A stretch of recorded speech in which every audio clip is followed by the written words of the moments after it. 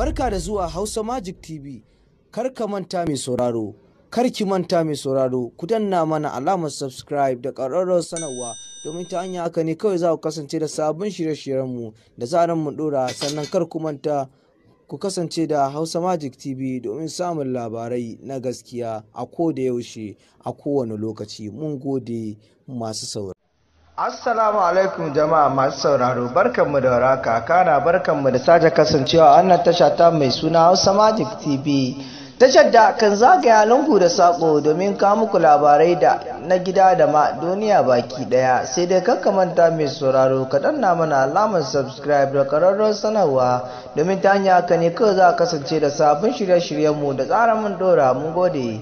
Dakarun Najeriya sun yi nasarar sheke kimanin 'yan kungiyar jama'at ahlus sunna lid-da'wati wal jihad wadda ake wa lakabi da Boko Haram guda 48, suka kuma ceto mutum 11 da aka yi garkuwa da su a Borno.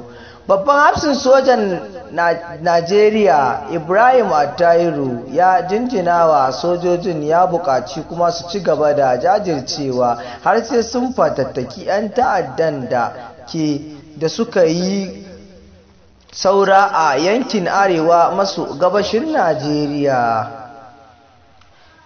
Dakarun sojojin na zaman lafiya dole sun bayyana yadda suka tafka arangama da sojoji da 'yan kungiyar ta jama'at ahlus sunna lid-da'wati wal jihad wanda ake wa lakabi da Boko Haram a Borno.